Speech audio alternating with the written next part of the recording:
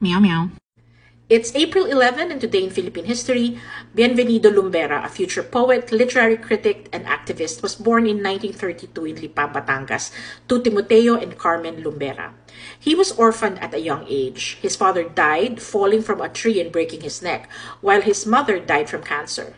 From the time he was 5, Bienvenido and his older sister lived with his grandmother, Eusebia Teru, who must have been a popular woman because I found her name on multiple baptismal records as a ninang. Lumbera got his degree in literature from the University of Santo Tomas in 1954 and his master's degree in comparative literature from Indiana University in 1960 as a Fulbright Fellow. He returned to the same school and got his PhD in comparative literature in 1968.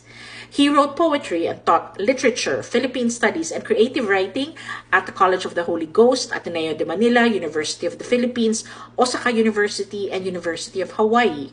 He wrote for musical theater and was associated with the Philippine Educational Theater Association, or PETA. Lumbera is widely acknowledged as one of the pillars of contemporary Philippine literature, cultural studies, and film. He was regarded as one of the most influential literary critics in the Philippines. He was known for his activism and involvement in social and political causes. Lumbera was imprisoned for 11 months during the Marcos dictatorship for his political beliefs. He was quoted saying, "Preventive ang pang-aaresto ng gobyerno." In that period, an estimated 70,000 people were jailed. Most of them were detained without criminal charges. In 1975, Lumbera received the Palanca Award for Literature. In 1993, the Magsaysay Award for Journalism, Literature, and Creative Communication Arts. In 1998, the Philippine Centennial Literary Prize for Drama. In 1999, the Cultural Center of the Philippine Centennial Honors for the Arts. In 2006, the National Artist for Literature. Bienvenido Lumbera died in 2021 at the age of 89 and rests at the libingan ng mga bayani.